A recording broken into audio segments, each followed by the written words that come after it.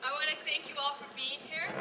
I think this is a really beautiful and a great celebration, and it's a great thing to start for the first year and to set a tone for the following years. Hopefully this beautiful celebration will help shed some light on some of the issues that this community is facing and some of the issues that we're fighting against, right? I'm really honored that Tracy asked me to speak at this. So I wanted to actually share a story, a very short story with all of you. Several years ago, I was very much in some of your position. I graduated from college, and I started working. I was 3,000 miles away from home, living out on the East Coast. I was out of my mind excited at the prospect of living on my own, making my own money, and essentially being an adult. Well, by week 4 of being an adult, I wrote a short letter home to my mom, profusely thanking her in words that I'm sure she barely understood.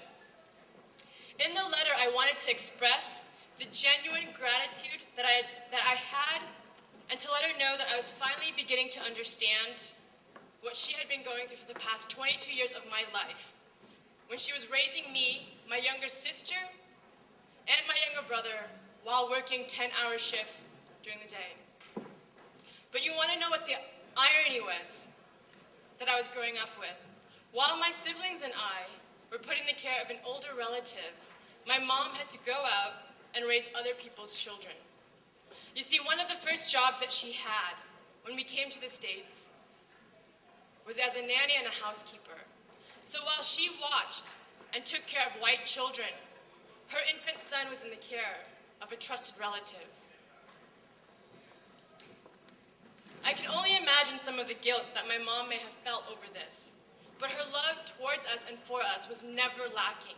She would come home from work, and even though I could see the exhaustion that slowed her movements and tired her body, she made sure every night that she would have dinner ready for us. And so there I was, finally an adult in the working world, and all I could do and all I could manage by the time I got home from work was a bowl of cereal and ice cream for dinner. My mom, no doubt, was horrified when she learned about this. But of course, that was why I wrote her that letter, thanking her and wanting her to understand that I understood. My parents and I left Cambodia over 25 years ago, largely due to the American war in Vietnam. Both my parents were fortunate enough to survive the genocidal events that took place in Cambodia, but with the consequence of having to witness the deaths of their immediate family members. I was only an infant at the time, and therefore too young to remember. Too young to remember their trek across Cambodia to get to the Thai refugee camps at the border to seek refuge and to seek safety. I was too young to recall this dangerous journey. And it wasn't until about 3 years ago that my dad sat me down and made a confession to me. He said, "You know something, Nicole? When we were planning our escape to leave Cambodia, you were only a few months old. And so I thought it would be too dangerous for you to come with us. I wanted to leave you behind with a relative." And so, of course, when he first told me this, I was shocked and I was horrified. And I thought to myself, you were going to leave me behind? Your firstborn child back in Cambodia.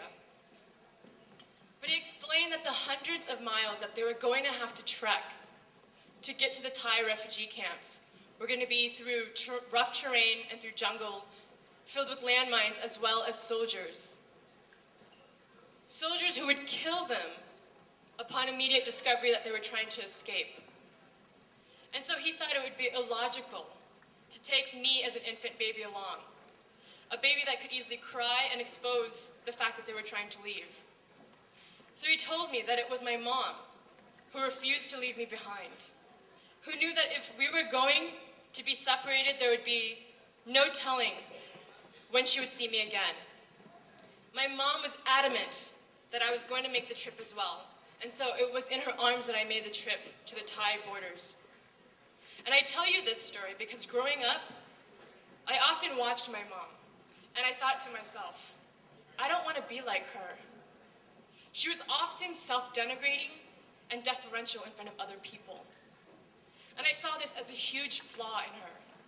I saw this as being weak, and I was embarrassed for her. I didn't understand at that point that much of this was a consequence of her time spent under the Khmer Rouge regime, a regime that was a revolutionary communist party that had a reign of terror over Cambodia for 4 years that she survived, where in order to survive, you had to be careful not to draw attention to yourself, where you had to speak lowly of yourself so that you would not be killed.